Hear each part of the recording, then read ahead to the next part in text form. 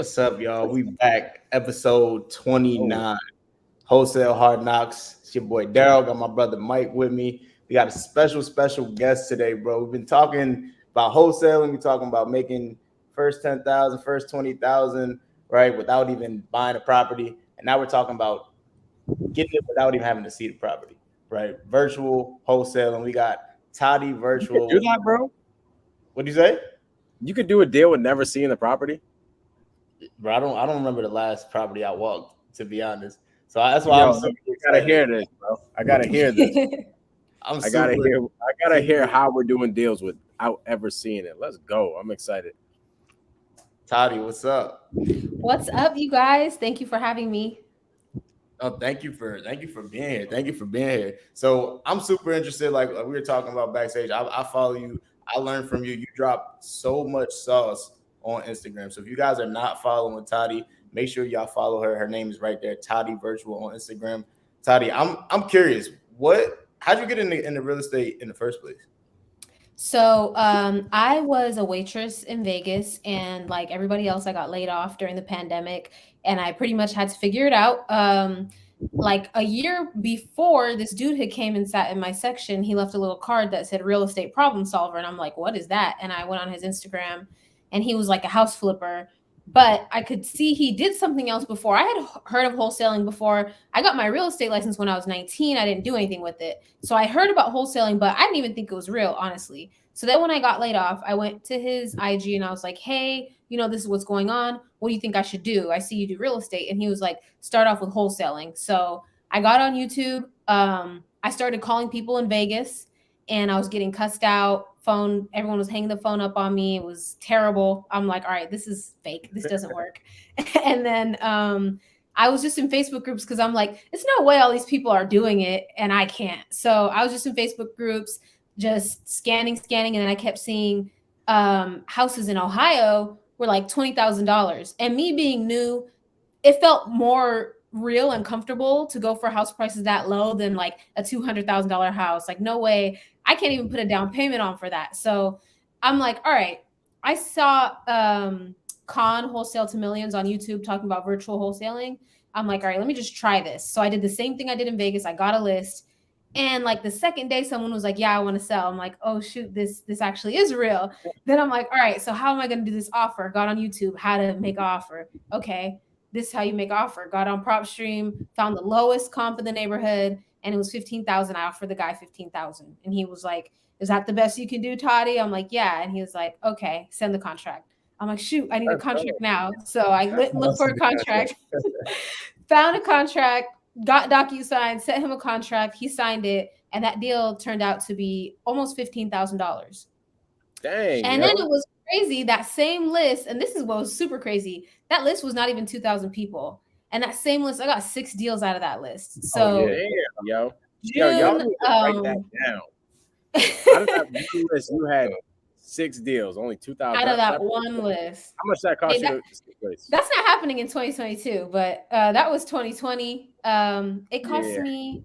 I used REI Skip, and it was like 15 cents a skip. So everything was under $400. Like the whole prop stream, the getting the list, skip tracing it, the dialer, because I was using a phone burner dialer. Everything was under like $400 something, and it was really like I was at that point. I'm laid off. I'm on unemployment. I didn't even get enough unemployment to pay rent. So I was at that point really like, if this doesn't work, I don't know what I'm about to do. Like, I don't know. I had my son. I was a single mom. I was, out in Vegas, and, people weren't paying their rent because it was COVID, but I didn't feel comfortable with that. Like, I didn't want to be looking over my shoulder. Like, am I going to get kicked out? So it was really do or die. I woke up at 6 a.m. and I'll be on the phone till like all night, honestly, till like 1 or 2 calling sellers. And then I would turn around and find people on Facebook to call, buyers, agents, anybody I could talk to about Cleveland, because that's the market I chose. I was trying to learn everything about Cleveland, and the hard work paid off. I ended up doing 6 deals my first month. I made 38 grand. And then after that, I hired a VA. I kept going. I hired another VA. I kept going, and I just never stopped. And it's crazy. It's about to be 3 years now. Like, the time flew by. Hold on. I want to run it back. I want to run it back because you just came on here, flexed on us real quick. Let's run it back just a little bit. So you telling me you didn't wait till did you wait till you had it? Like, it seems like you didn't wait till you understood every single part of it, right? Like, you just like, okay, how do I make it? How do I pull a list? Okay, I'm gonna go pull a list. How do I upload it to $1? Let me go upload it to $1. Let me call. Okay, let me get a contract, right? What made you do that and not like sit there and figure out like, how do I do this from step A to Z? I didn't have the time. Time doesn't wait for anybody. I'm like, if I'm gonna fail, I'm gonna fail, but I'm not gonna not at least try. And there were so many wholesaling Facebook groups. Like, it was wholesaling. If you type in wholesaling houses, it's like a list of Facebook groups. So I joined them all. And then anytime something would happen, I'll just post like, can somebody help me out? I'm in this situation. Like, there's a squatter, or where do I get a contract from? Like, down to that. And I was talking to so many people every day. I think that was really the key. Wholesalers, agents, like, if anything came up, anybody would have helped me. And that's like kind of the beauty of real estate.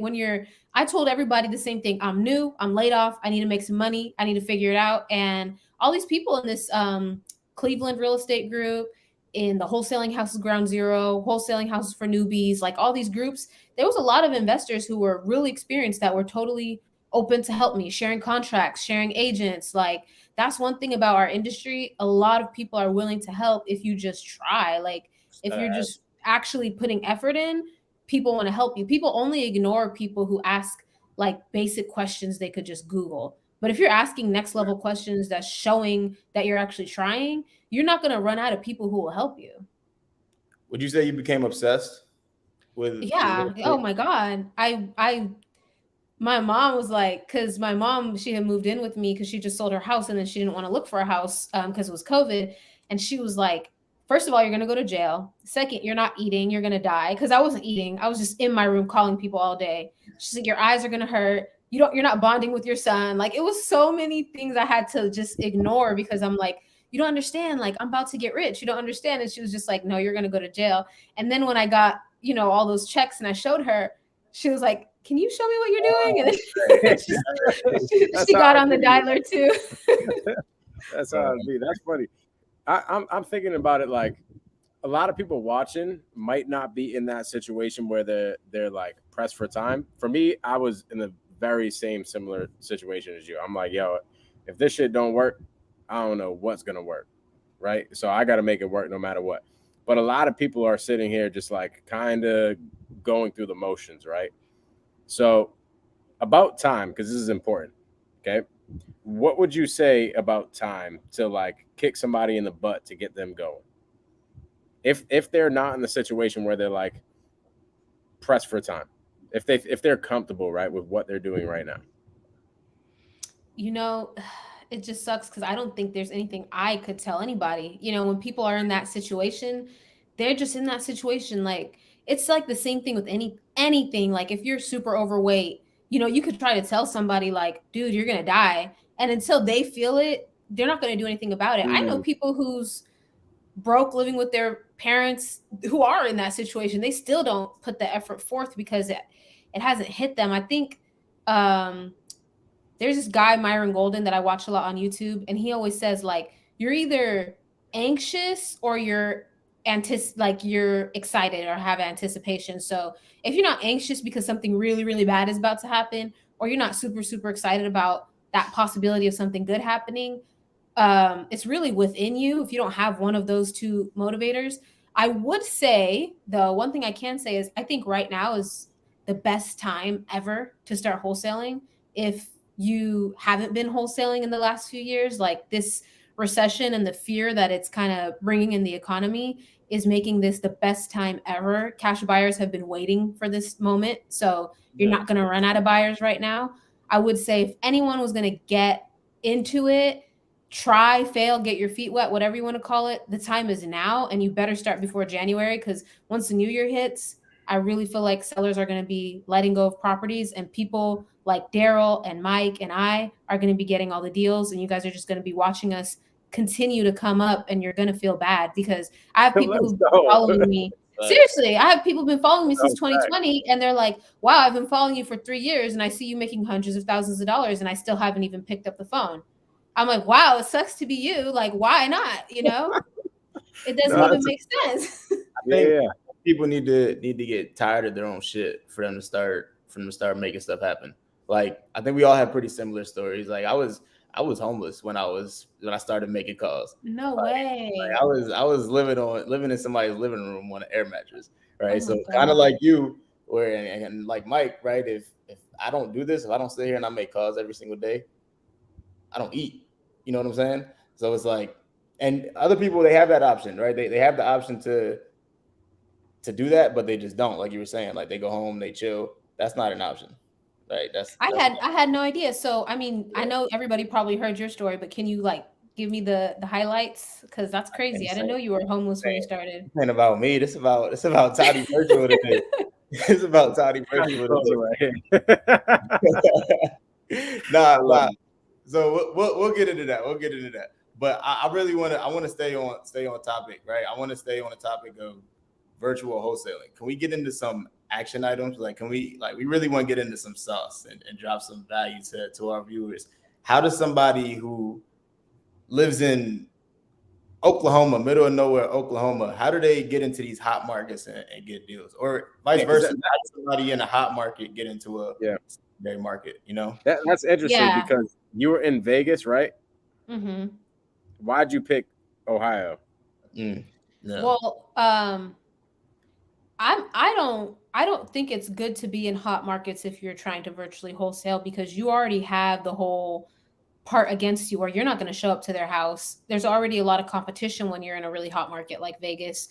I was getting a lot of no's in Vegas, and that made me start looking for somewhere else. And then just because I saw such cheap houses in Ohio, I'll be honest, it was kind of like a combination of things. I'm really like, I just go with my gut feeling and stuff. And when like years before, I used to research like cheapest houses, like biggest houses, cheapest USA.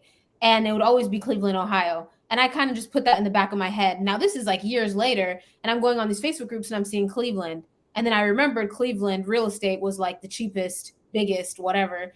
And I'm like, you know what? I'm just going to go for it because I have this prop stream. I had already pulled 2,000 Vegas leads. So I'm like, let me try the 2,000 Cleveland. If that didn't work, I was just going to try somewhere else. But it worked. And I stayed there and I'm still there for years. But I ended up adding markets as time went on, and I kind of started to figure out the game a little bit. I think when you're virtual, you have a little bit less of an advantage of people that are there in person, because you have to build a lot of trust.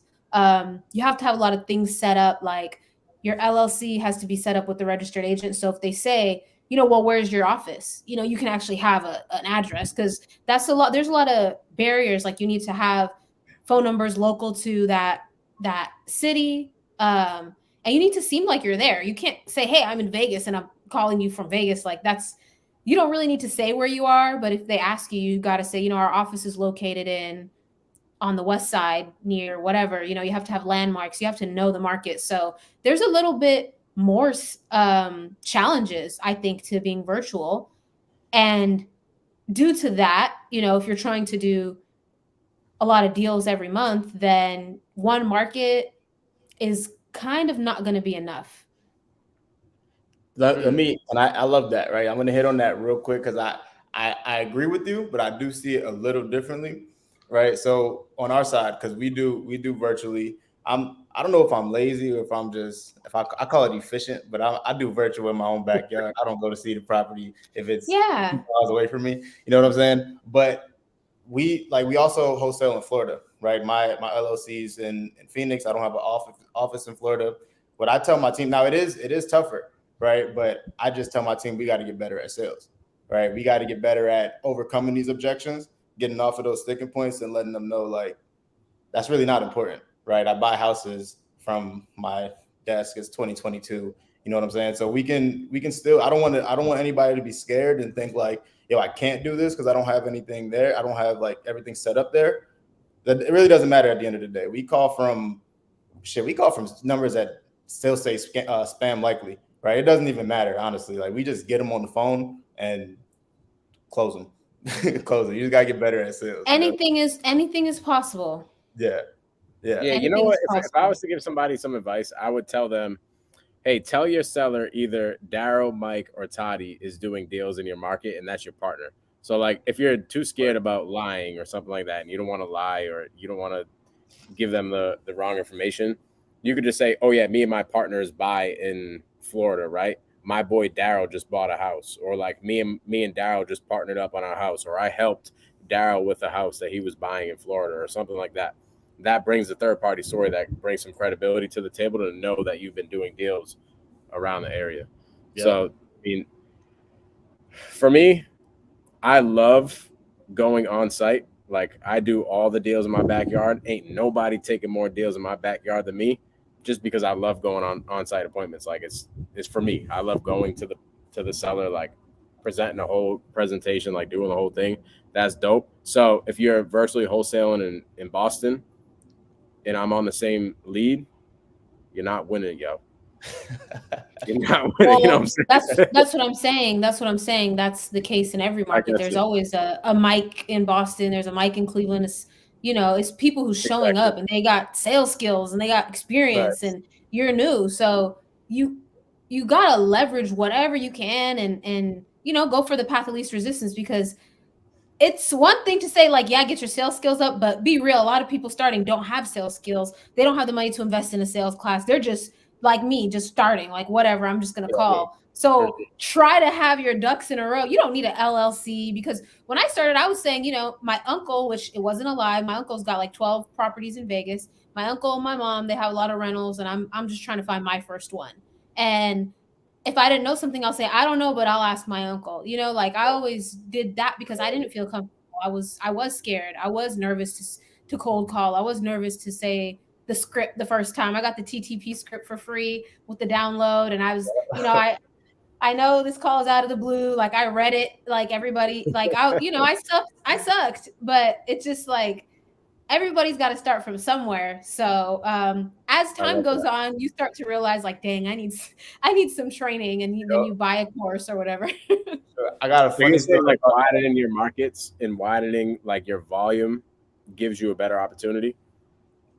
Yeah, and I think, like, kind of having your own niche. Like, if you're like, I realized quickly, like, okay, cash flow properties, not flips, not appreciation deals, like just cash flow, duplexes, triplexes, quads is kind of what I'm selling the most of. So let me just pull that. And then when I realized, wow, it's not just Cleveland, it's also St. Louis is like that too. And, all these other little markets that are Midwest, kind of hood, I don't have like these expensive markets, but I have the same deal sizes as people who are in these expensive markets. So I think it's just kind of finding your gem within it. This year I got into land and I did a bunch of land deals, and I realized I really like that. So now I'm focusing on that too. And I think it's really like, once you find your lane. Yeah, definitely. I think land is way easier than houses. No walkthroughs, no trying to coordinate stuff. Like, it is what it is. Drive by it whenever you want. Here's the address, And then if there was a house there before, that's even easier. But even if there wasn't a house there, you just have to figure out, is there any utilities? Is there a street to the land? And have they ever had a survey? Have they ever had a perk test to see if they can build on that soil? And once you know those things, land is really easy, because you can kind of reverse engineer. If there's any houses that sold nearby, the cost to build a house is like $125 a square foot. So all you have to do is multiply that by the average square footage of the new builds. And then you see, okay, it will cost somebody $200,000 to build this house. The houses can sell for $400,000. So if someone at least wants to make $100,000 on this deal, that means for me to make 20K, the seller can't get any more than like 75, 80, but you want to keep it under 70 just in case there's fees or anything that pops up. It's like such an easy formula. It's not like a house where you got to figure out, because Boston, I don't know what Boston houses are like, but Cleveland houses have basement water damage. They got old boiler systems. It's a different type of house than Arizona. Arizona is stucco, Cleveland is siding. There's so many differences. So if I'm in Vegas and I learn about Cleveland flips, and I'm like, oh yeah, a flip costs 80 grand. Daryl might be like, what the heck? A flip only costs 40 grand. It depends where you are. So you can't use these numbers on charts that you see on the internet. Like, you actually have to learn the market. But land is like, it's the same everywhere. You just got to figure out what's selling in the area. So then when I found that out, I started pulling land lists in Georgia and Florida and in North Carolina, and I just started going crazy because it's so much easier. Damn, that's dope. So are you still doing any single family houses? Or you Yeah, doing for sure. Yeah. So how are you getting like boots on the ground in these markets that you're not in? So now I'm able to leverage social media, but when I first started out, I was making a Craigslist labor and gigs post saying, "Hey, I'm an investor, need someone to look at houses." And you'd be surprised, you get like 60 emails, people who actually are ex-contractors or contractors out of work, and those are the best people. A lot of people will say, go on TaskRabbit and get someone to take pictures, but a picture taker and a boots on the ground is two whole different people. Yeah. Like, you need someone who knows houses, who could tell you, Tadi, this is crap. Don't do it. There's cracks all over the basement walls. A picture taker is not going to understand that. So it's important to have boots on the ground that actually know about houses, who know the neighborhoods, who like they could tell you this is not a good neighborhood because of this or that. I had a house one time that the house next door was the house that, I don't know if you guys know the story of Ariel Castro, but he's the guy that kept the girls in the basement and like got one of them pregnant, was like killing them, like that crazy story. This guy was like kidnapping people. Wholesale. I didn't wholesale. Nobody wanted to buy it. Nobody wanted to buy it, and I didn't know why. And then my boots on the ground told me. And it's just things like that you're not gonna know. You need someone who really knows. So Well, that's crazy though. Good thing you didn't have to go on the on-site appointment. Never walked a house. Well, when I moved to Cleveland to flip, I went to houses, but I never walked a house for a wholesale deal. I seen you just made a post the other day. You posted your first check, right? Was that? Yeah. That's pretty dope. Yeah, I had them mail it to me. This title company was being weird. They wanted like a letter from my bank saying I was I'm like, just mail me the check, and I like it. I think I'm gonna get more checks. Yeah, I've never gotten like an actual check. Everything's been wired for me too. For real? Yeah, Boston is like the complete opposite. All these attorneys are mad annoying. You have to get checks. Like an attorney state. Yeah, it's so annoying. But I'm interested to see how you, when you're going, like when you started virtually. Granted, you didn't have social media at that point, but well, actually, let me fast forward a little bit. Once you started getting into social media, how did you utilize social media to help your business out, as far as like your internal business? It took a long time, actually. I probably couldn't really like post and get help like that for like maybe a year or something, because it took a while to grow. But now, or like when I did start to get a lot of wholesalers or investors in my I guess in my community, then now I can just like post on my story like, hey, is anybody in like Orlando? Like the other day I had a deal in Orlando, and someone like went to the house, put a note on the door for the seller. She went back again. Like, people really go to bat for you when they know your story and stuff like that. Now I just kind of post in my story if I need help in any area, and then if people don't live there, they know someone there, then they connect me. I think that's really powerful, because a personal connection is always way better than just like a random on Craigslist or Facebook. Nah, without a doubt. So, oh shit, hold up, my fault. So, question. Like, I'm trying to get fancy and mess it up. All right. So, question. You got $2,000 to your name, 30 days to turn it into 10,000. What's the first thing you're doing? What's the game? I'm gonna go on good old faithful prop stream. I'm gonna pull a 10,000 list, and I'm probably gonna get super niche. It's probably gonna be like 10 lists of 1,000, and they're all gonna be like very, very niche down. Then I'm gonna go on kindskiptracing.com, and I'm gonna get 10,000 skip traces for $300. So now I'm at like $400. I'm gonna get my dialer, and I'm going to sit my butt down. I'm going to call all day long. Well, no, I lied. I'm going to hire 2 cold callers because I could do that. Let's That's go. that's like Okay. a couple $100 a week. So right there, that's $800 for the month. So now I'm at like $1,300. So I'm going to keep my $700. And then whatever those callers get, I'm going to call them, close a deal. And that's it. I think I'll be fine. I think I'll get to still have $700 to eat. Yo, that's important. Yo, I was thinking as you were talking about it, I'm like, okay, how is she gonna have money to eat? Because what if like what if you were in a situation where all you have was $2,000? Because honestly, some people watching, that's where they could be. They could be like, yo, I literally only have money for rent, and I have like an extra $1,000 for whatever you guys tell me to do, right? So that's a realistic of some people's situation, and people get scared, right? People get scared that they need that whole entire $2,000 that they're just going to waste in the whole entire month, and then all of a sudden have no deals, because it takes a little bit to convert. Like, granted, you're going to hire the virtual assistant, you're going to get the systems cranking, maybe you have a couple of leads in the first week, but like those leads aren't going to convert for a little bit. So that $700 that you have now to go use for the next month if you need, or use to eat or whatever, like you're going to need that. Yeah, and really honestly, I would be cold calling as well. You know, while the VAs are cold calling, I would be cold calling too, because now that's 3 callers. Yeah. And then as soon as they get a lead, I'd be calling that lead back within 10 minutes. So wouldn't waste any time.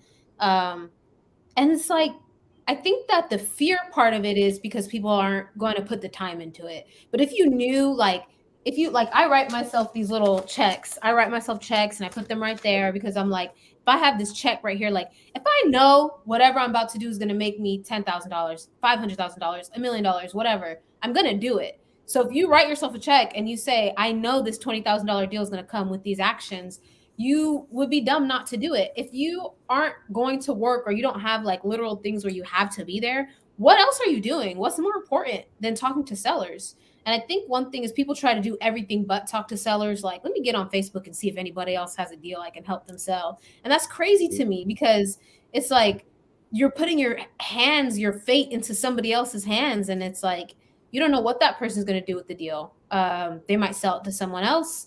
They might go behind you. Like, you got to put all of your eggs into your own basket and put all your time into this. If you talk to sellers all day, there's no way you're not going to get a deal. There's like zero chance. You could suck. You could mess up every call. I say that all the time. You could literally suck. I know some people that are like crackheads doing this business, just calling. I'm not kidding, yo. Like, yo, I know. They're locking up deals. Like, you don't have to be a crazy sales guru or whatever. It might help. You know what I'm saying? If you're on the same lead as Daryl, you're probably not going to get the deal if you're not a sales guru. But like, yo, you don't need to be that. You know what I'm saying? Like, you can have a regular conversation, have no idea what you're doing, and then all of a sudden you're like, dang, dude, this dude's asking for like $50,000, and I think the property's, I don't know, Zillow said it's worth like $100,000. I think it might be a deal. You send it over to somebody like one of us three, and we'll tell you, oh yeah, that's a deal. And then one of us three hops on the phone with the seller and closes it, and we do a deal together. Like, you don't need to know your shit.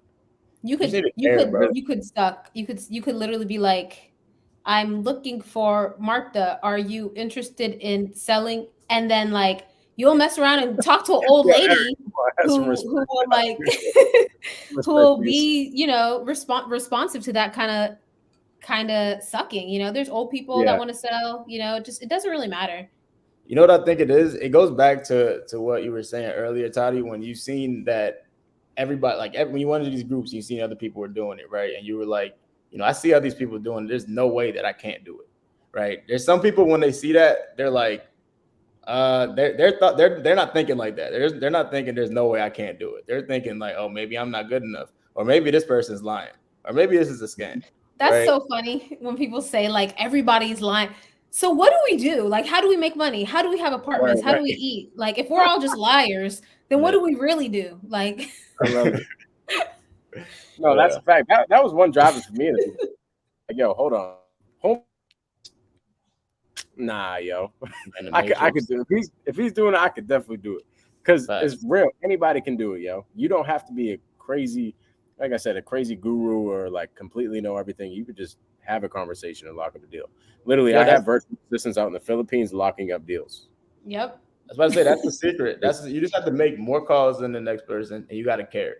You got to care about that other person that's on the phone and really try to help them, really try to solve their problem, right? And if you're doing that, there's no way, like Tadi was saying, there's no way that you can't get a deal. If you're truly doing, my football coach used to say all the time, the football guys don't lie, right? So if you're not working out, if you're not doing what you're supposed to do when nobody else is looking, it's not going to play in your favor in game time, right? So if you're not doing what you're supposed to do behind the scenes, if you're not making the calls, if you're not getting better every day, going over your scripts, whatever the case is, going over your comping, your underwriting, whatever, you're not going to get rewarded, right?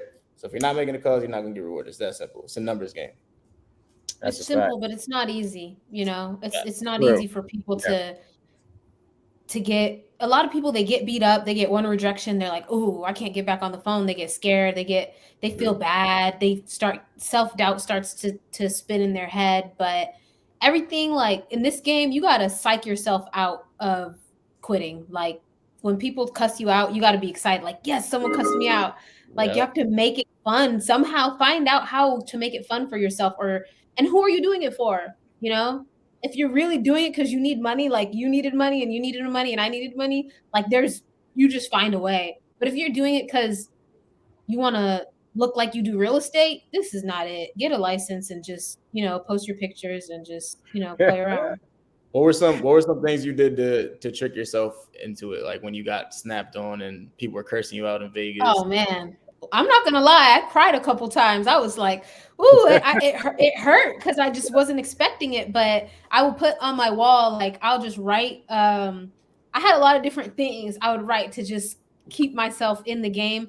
First of all, I'm always working in a corner. Like that's my thing. I gotta work in a corner. I gotta feel like this is it. Like if I don't make it, I'm gonna die in this corner. So that's kind of like my mentality. And then I put on the wall, every no gets me closer to a yes. And then I can't wait till someone cusses me out because the next person is going to sign a contract. Yeah. And then I put nobody will outwork me. And then I had a little rehab estimate chart I made. And then I had the script, and then I had my vision board. So this is like, I'm in my corner. That's the only things around me. And I'm in there. Like I'm waking up at 5:30. I'm taking a walk. I'm listening to the book on negotiating real estate on Audible. I'm getting a little bit of game, and I'm hopping right on the phone. And hopping on the phone is another thing that some people are just so scared to press start on the dialer. I think it's really important to like have everything set up and then go do whatever you're going to do pre-call, walk, workout, whatever you're going to do. And when you get here, like, it's like when you're about to jump off a cliff, you can't think about it. You just sit there, put the headphones on and just start. And now you're in the matrix. You can't get out. And I swear, like for everyone who's scared of cold calling, I promise you, after like 2 calls, you're going to be like, what was I scared of? And you're going to just laugh at yourself because there's nothing to be scared of. There's absolutely nothing to be scared of. The person on the other side of the phone is just a person, just like you, just like your mom, just like your dad. They're not scary. It's very rare to get cussed out. Very, very rare. And when you do get cussed out, you got to understand people are going through a lot out there. People are losing people. People are losing their jobs. People are losing their houses.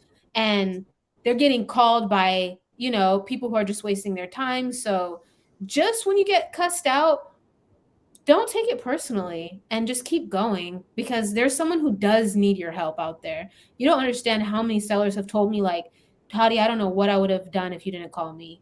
I would have been stuck in this house. I would have been stuck in Ohio. I don't know how my kid would have got to go to college. Like, there's serious things happening in people's lives. Wholesalers are a huge help when we're ethical and when we're out here to help people. Like, you don't understand how many people need you. So just get on the phone with purpose and you're going to find out for yourself. Don't be scared. There's nothing to be scared of. I love that. It's irresponsible of you not to. That's how I look at it. There's people that need your help. Not only sellers, but literally people in your network. Go ahead, Daryll. Nah, I was just telling that story to somebody on my team because I was joking with him, but I was being serious. He got hung up on, and he didn't call back. Right? I was like, so you're gonna go like that? I'm like, personally, if somebody hangs up on me, I'm at least call them back. You know what I'm saying? Hey, what happened? I think we got disconnected. Right. Right. And he was like we ended up having a conversation. He said he found himself going back and forth with a seller, right? Like pretty much arguing with him on the phone. I'm like, that's what the hell you're doing with my leads? And he's like, nah, blah, blah, blah. He's like, so I told him, I'm like, yo, to be good on the phones, bro, you need to be emotionless, right? Because you need to have empathy, right? You need to understand what they're going through. You need to feel for them, right? But you need to be emotionless. If you're over here thinking with your emotions and reacting from your emotions, you're going to lose, right? You're just going to look like a fool. You're going to be arguing. It's not going to make any sense, right? So I told him, if somebody's snapping on you, if somebody's yelling at you, you literally have to sit there and just smile. Okay, you ready? Because I'm ready. Like I understand. I'm sorry you're going through this, right? And I'm here to help. If you want to sell your house, I'm here, right? Because they're not mad at you. They're mad at everything else that they're going through. They're just taking it out on you because you're the 10th person that called them today, right? They're not mad at you. I promise you. So if your job is to get these red people, a lot of times they're the nicest people. Once you get their guard down, right, and they're done snapping at you and you get them to trust you, some of the nicest people in the world. They're just going through a lot. I had this acquisitions guy once who would like argue with everybody, and he'd be like, well, where are you getting your numbers from? And I'll be like, dude, what are you doing? Like, you can't just yell at these people. Yeah. Like, and then I had to tell him, like, just say, hey, look, these are some addresses that I see, tell me what you see. What am I missing here? Yep. Help me understand what you're seeing, because maybe I'm wrong. Like you gotta let them be in control. Let them feel in control, because why would they sell their house to you if you're a dick? Like, there's 1,000 other people. They could just sell their house to anybody. The reason that they're selling their house to somebody random over the phone is because they like you, ultimately. And you can't make them like you by arguing with them and saying, like, well, where did you get that number from, you idiot? Like, it's bad. It's everything in life. I'm at a resort. I'm on vacation right now. And yesterday, we got here yesterday, and we got assigned a butler. And I ain't gonna hold you. She was off, bro. Just flexed on us. A butler. Shit. Hey, you know what I'm saying? But we got assigned a butler. And I'm gonna be honest, she was bad. Like, she was not good. She like, you know what I'm saying? You know, when you get connected with somebody, you just know that they got some bad vibes going on. There's just something going on. Like, she had some bad vibes going on when we first met her, and I'm just like, all right, what do I do here? This is my butler for the rest of the week. Okay. Do I like start some friction, or do I just pump the brakes a little bit, wait till tomorrow when she is probably going to have a better day, and make her my friend? So I didn't like create friction. I wasn't like, yo, what the heck are you doing? Why aren't you doing this, that, and the other? Because I knew the rest of my week would have sucked. So instead, I know it's my job, right, to make her feel comfortable with me. She's probably having a bad day. She probably had something going on at home or something like that. So I would just relax. I was just like, you know what? I get it. Let's just relax. Today, yo, you know what I'm saying? I'm kicking my feet up today, you know what I'm saying? And she's bringing me grapes. Today was a good day, right? Nice. Like, she understood, like, yo, I respect you. She legit said this today. She was like, sorry about yesterday. I was just in a funk yesterday, like, literally. So to Daryl's point, these red sellers, you'll catch them at a very bad time. They're probably in what we mean by red sellers, they're like on it. They're like, no, why you calling me? They're probably just having a bad day, or they're in the middle of something, right? Like, if you call me in the middle of my day at like 1 p.m. in the middle of a work day, I'm probably going to be red, because I'm going to be like, yo, I got 20 other things going on. So it's your job, if you're calling me, to understand that and be understanding of that, right? And then you go on and everything's all good. But Tadi, tell us, give some, like, when you were coming on here and you're like, yo, I have some fire to give these people. Like, give her some fire. Give us something for the people to walk away with. Hold on, let me get my notebook ready really quick. Something good. I don't know if I could tell you my juiciest secrets. The people need it. Okay. What should I tell you guys? This is hard, man. You should have told me before. I would have came up with something. I would pertain it to virtually wholesaling because a lot of people get super nervous about this. So I would say give one gem about virtually wholesaling because people get super scared. People are like, what the heck? This isn't my market. I've never been here. I think it's not even like, it's not going to sound like super good, right? But the honest key to virtual wholesaling is learning the market. And I know that sounds super basic, but it's like, how do you learn the market? So, Yes. if I was going to start wholesaling in Boston, which I think I need to do so I can have a butler on my next vacation. Some deals. If I was going to start wholesaling in Boston, the first thing I would do is I would find Mike or someone just like Mike who knows every street and every neighborhood and what is going on in the city. So when I talk about virtual wholesaling, I'll say this is a 2-part answer. So part number 1 is I always look at the state of everything. So number 1, like, what's the state of the world right now? So right now, if it was pandemic, the world's in a pandemic. Now, what's the state of our country? Election, there's panic, chaos, recession. Now, what's the state of your state? Now, if I'm in Ohio, for example, and I know, okay, this is what's going on in Ohio and this is what's going on in Cleveland. And I'll tell you what's going on in Cleveland because I wholesale there. There's an area in Cleveland that's getting really gentrified. That was really inner city and it was really bad. But now, pretty much half of the inner city is like $500,000 and up. It's just going crazy. Now, everything adjacent to that, like if you start going street by street by street out, everything is getting gentrified too. So when you're trying to get into a market, there's a hospital that's being built out. They're buying all these streets and everything around there is going up. So when you're trying to wholesale and you're trying to learn your market, if you're not talking to people there who can tell you these things that are very, very important, like, hey, you need to be on the west side of Cleveland near Metro Hospital because all of that area is gentrifying. Now you can actually go onto Google Earth, see those areas. You can go onto PropStream, you can draw that area, and you can pull your list just from there. But how would you ever know that if you just decided, I'm going to go to a virtual market, I'm going to try to look up hot zip codes like this YouTube video said, I'm just going to go for random zip codes. That's the wrong way to go about it because you're not targeting anything. You have to actually learn the market. If I wanted to know about Arizona, I would try to find someone just like Daryll who actually is doing deals there. And whatever value you can bring to that person, lead with that. Like, hey, I'm talking to a lot of people. I just don't know if these are good deals. Maybe we can JV on something, but can you tell me a little more about whatever market?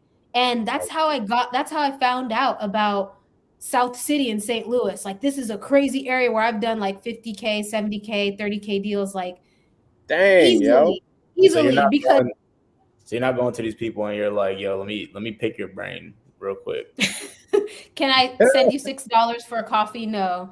That is kind of weird. Yeah. People do be saying that. Like, no, you have to offer. Yeah, can I buy you lunch? Yeah, like, I don't even know you. I don't want to eat with you. Yeah, yo, where was Tadi when I first started virtually wholesaling? Like, why did I not know where you were at? Because that would have saved, just knowing that right there would have saved me so much time and made me so much more money. You have to learn your market so good. And I think like people really like, okay, the 10X, right? The 10X theory is that whatever you think it's going to take 10 times more, right? If you think that and when I say learn your market, I'm talking about YouTube videos, moving to Cleveland, Ohio, real estate in Cleveland, Ohio, buying rentals in Cleveland, Ohio. Like, first of all, you have the internet at the palm of your hands. You need to be going crazy, bigger pockets, Facebook groups. Now, when you're in the Facebook groups, look at who's posting deals. Those are the top wholesalers. Hit them up. Say, hey, I'm getting a bunch of deals. There's like probably 3 or 4 people in every market that's posting all the deals. Hit them up. They're trying to do more deals, and they will do more deals with you. You just have to bring them value. And I teach that. That was my problem, right? I was trying to virtually wholesale in Florida. I got a deal locked up that I thought just by running my comps, it was a good deal. I didn't know that like the street over was the hood. There was absolutely no buyers from that. Yep. After that, I stopped trying to virtually wholesale, just stayed in Boston. And when my brand started coming up a little bit and I started getting JV deals all across the country, I was like, yo, I am not going to the buyers anymore. Like, I'm going directly to a dispo wholesaler and I'm asking them, where do you need me to lock it up? And then I'll lock it up. 100%. 100%. It's like, what? So many people waste so much time because they just don't want to take that extra step of having a lot of conversations. But when I tell you I was talking to sellers from 6 a.m. to 1 p.m. and then turning around and talking to buyers and wholesalers for the rest of the night, that's how I learned those things. People will share with you if you're telling them, hey, I'm talking to a bunch of people. What do you think about this area? They'll say, hey, that area, it's okay. But where people really want to buy is over here, but don't pass this street, because once you pass this street, this happened. And once you know that, it's like, you're golden. Stay in that area, pull the list and call the people now. And it's just like that one extra step. It's always that one extra step that's going to get you way more money. Learn your market. Don't pitter patter and don't jump around in different markets thinking, this is not it. This is not it. Like, dive deep into a market. If you see, and stay away from areas where the ARV is like under 80K. It's just not going to be too hard. Please, guys, I have a question. You said you teach this, right? Huh? You said you teach all this, right? Yeah, I do. And I that's one thing that I harp on my students. Like, if you guys take anything away from this whole thing, it's know your market as well as the people that live there. Because if you don't, you can't compete. And then you're going to be pulling lists in dumb areas that you can't sell a deal at anyway. Then you're going to say, oh, this is a bad market. You're going to go somewhere else and you're going to end up wasting more time and money. I always say the path of least resistance. You know, anybody could get a deal anywhere. Yeah. But the path of least resistance. And don't pick major metro markets. If you're going to virtually wholesale, it's just dumb. Like, don't pick Boston or Phoenix, Arizona, or Las Vegas or Miami. Like, that's crazy. Find a smaller town, not a small town, not anything rural, but you got to find that sweet spot, like a secondary or tertiary market. If you're looking at a big city like Tampa, what's near Tampa that's not necessarily Tampa? Okay, let's talk about Lakeland. You know, you got to go off the beaten path, because you're not going to compete with Mike in Boston. You're not going to compete with home run offers in Vegas. You're not going to compete with Daryll in Arizona. I don't know if you even wholesale in Phoenix, but we just started this week, so you're not going to compete with me in Arizona. Don't try to be a little fish in a big pond. I'm not going to go on an on-site appointment, but they still not going to be there. So Tadi, are you doing any realtor outreach virtually? My boy Q So I'm not a fan of realtor outreach, but I do have someone on my team who does realtor outreach now. Let's go.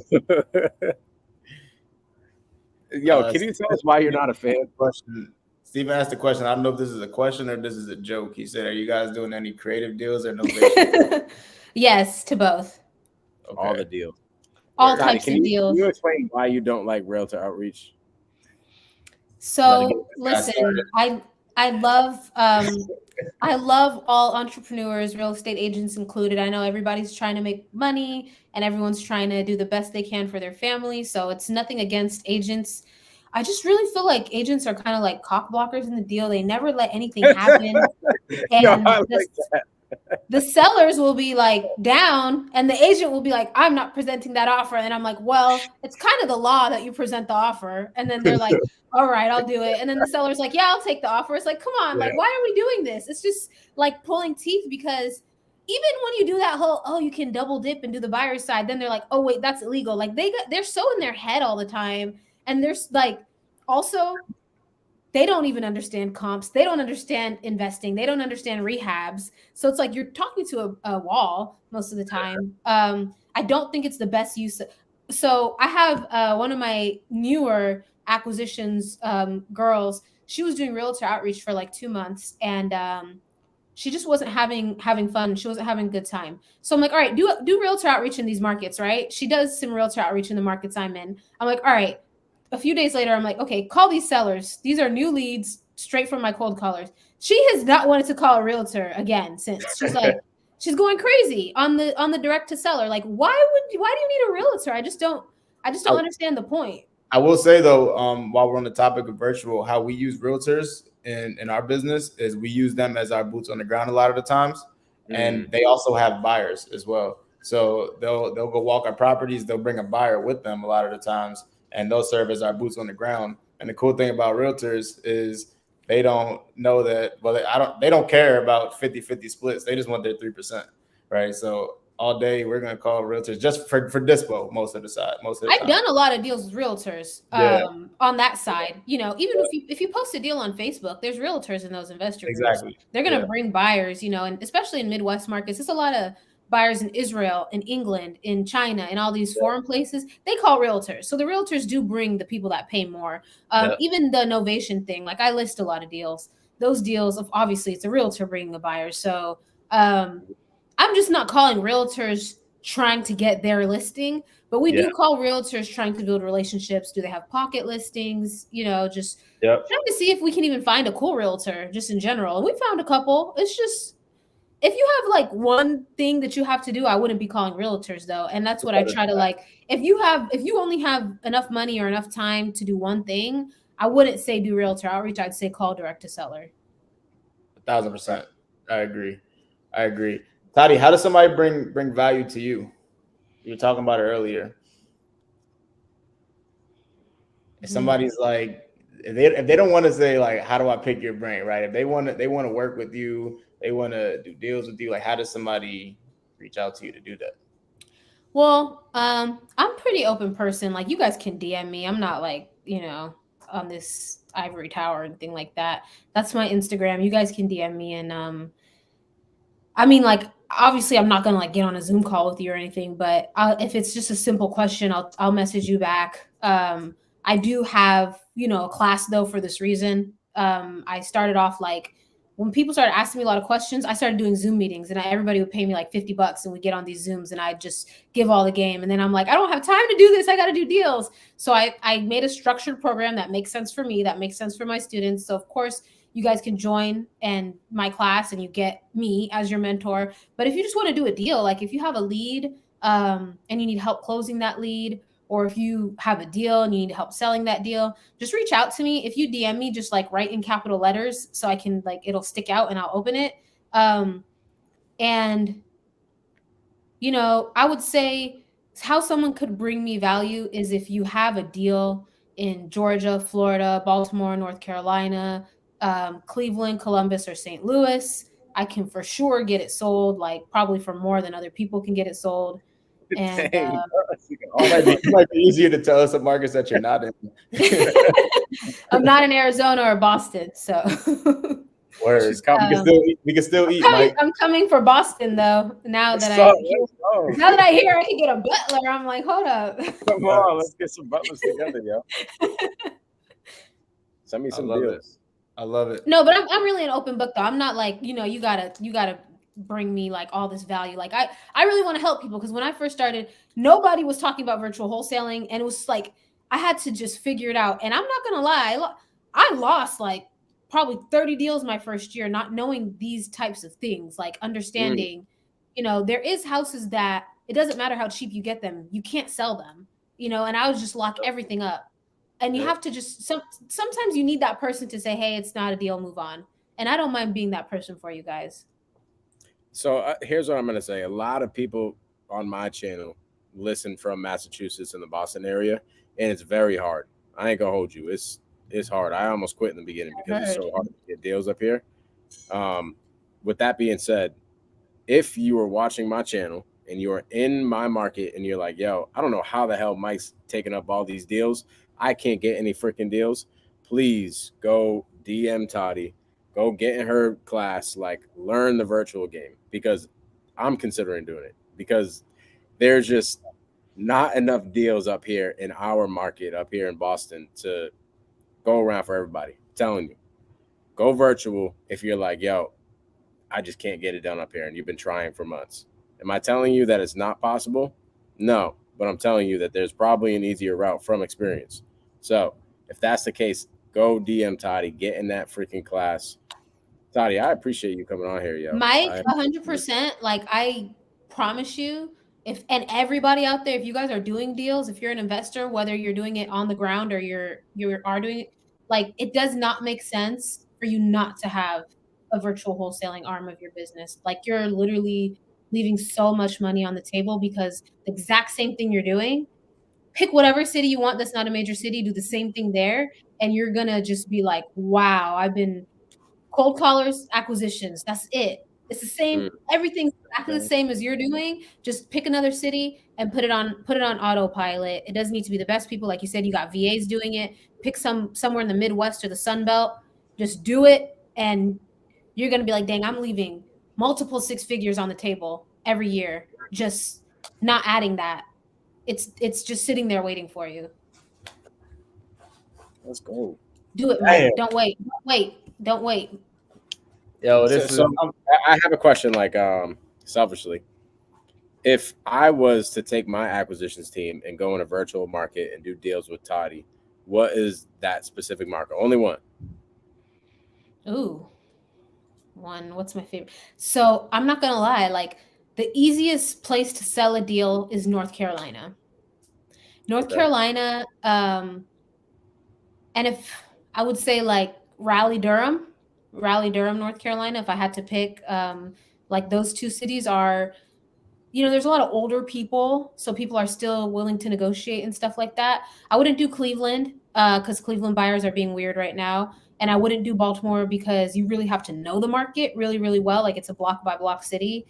And then Georgia at the moment, you could do Marietta though. Marietta, Georgia is still really good. And Florida, if you're going to do Florida, oh, you said one. North Carolina, Durham, Raleigh. Let me not. Well, I'm going on and on. I'm sitting there like, all right.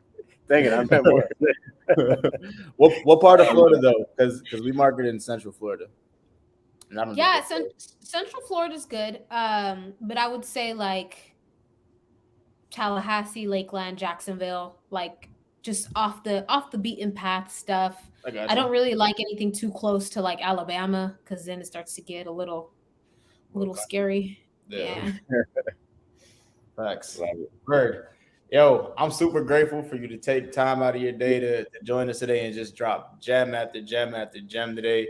Guys, if I were you, I would download this, record it, watch it a couple of times because Tadi dropped the formula, how to make 10,000 plus in the next 30 days virtually from your couch, in your drawers, however you want to get down. This is Wholesale Hard Knocks. Make sure y'all like this video, subscribe to all of our channels. We all have YouTubes. Follow Tadi on Instagram. Follow Mike on Instagram. Follow me on Instagram. We'll be back next Tuesday, 4:00 Mountain Time, I believe. Times just switched, so I don't really know. Don't quote me on that. But we out of here.